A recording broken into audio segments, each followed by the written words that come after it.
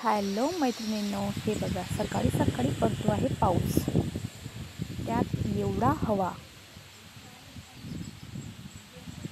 हे असं वातावरण पाहून माझी चहा पिण्याची इच्छा झाली आणि स्वयंपाक करण्याची इच्छा तर काही होतच नव्हती.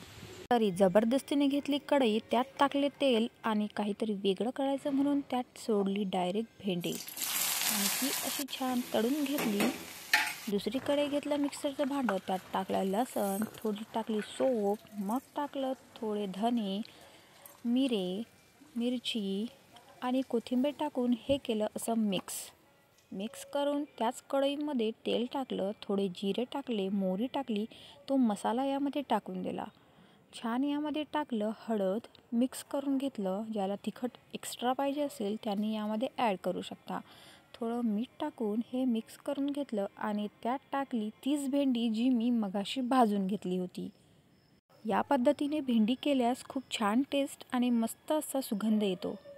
अशी भेंडी तुम्ही वेगळी प्रकारची नक्की ट्राय करून टिफिनमध्ये देऊ शकता. ही खायला खूप छान आणि टेस्टी अशी लागते. ही आपण या कढईमध्ये अशी टाकून देऊयात आणि मिक्स करून घेऊयात. ही मिक्स केल्यानंतर या प्रकारची ही भेंडी होते. यामध्ये शेंगदाण्याचं कूट ज्याला आवडत असेल त्याने टाकावं. मलासुद्धा आवडते, पण मी वेगळ्या टाईपची बनवली त्यामुळे मी आज याच्यामध्ये शेंगदाण्याचं कूट नाही टाकणार. मस्त कोथिंबीर भुरभुरूयात आणि आपली तयार झाली आजची भेंडीची भाजी. आमच्या घरी सुकी भाजी खात नाही म्हणून या विचारामध्ये मी घेतली कढई, त्यात टाकले तेल. कांदा, टोमॅटो आणि कोथिंबीर मी अशी चिरून घेतली आणि कढीपत्ता इकडे घेतला आणि लसूणही घेतला. कढईतले तेल गरम झाले, त्यात टाकले मोहरी आणि थोड्या वेळाने टाकला त्यामध्ये कांदा मस्तपैकी असा छान गोल्डन होऊ दिला. कांद्यामध्ये थोडीशी कोथिंबीर टाकून मी परत असं मिक्स करून घेणार आहे. थोडा कढीपत्ता टाकून देऊयात आणि मिक्स करून घेऊयात. माझ्या घरी पातळ भाजी ही लागतेच म्हणून मी घेतली आज उडदाची डाळ. उडदाची डाळीसोबत मी घेतली होती त्यात चणा डाळ. हे दोन्ही डाळी मी अशा मस्त होऊ दिल्या. हे बघा 2-3 शिट्ट्या काढून ह्या अशा होऊ दिल्या आणि त्यानंतर कढईमध्ये टोमॅटो टाकून मस्तपैकी हे परत थोडंसं मिक्स करून घेतलं. यात मी हळद टाकली, तिखट टाकली, गरम मसाला टाकली आहे आणि चवीपुरतं मीठ मी आधीच डाळीमध्ये टाकलं होतं त्यामुळे मी यामध्ये नाही ॲड केलं. हे मिक्स करून घेऊयात. या कढईमध्ये ही डाळ आपण टाकून देऊयात.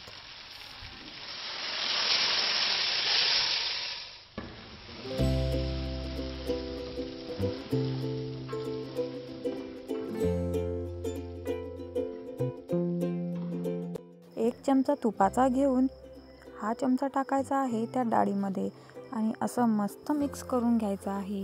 ही भाजी इथे तयार आहे. या पद्धतीनेही तुम्ही ही भाजी खाऊ शकता. मी ॲड करणार आहे यामध्ये पाणी मिक्स करून असं हे ढवळून घ्यायचं आहे आणि ही पातळ अशी डाळ बनवून घ्यायची आहे. या पद्धतीने पण तुम्ही ही भाजी बनवू शकता.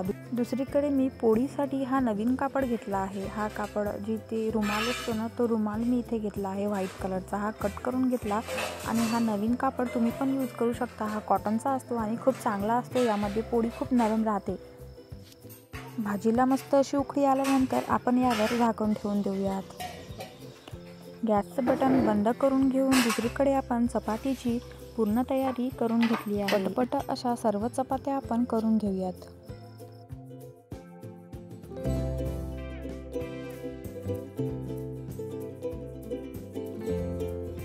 जर मध्येच कोणीतरी येऊन म्हणत असेल की घासू का मी भांडी, तर त्याला नाही न म्हणता डायरेक्ट भांडे देऊन टाकायचे आणि आपले भांडे असे दुसऱ्याच्या हातून घासून घ्यायचे.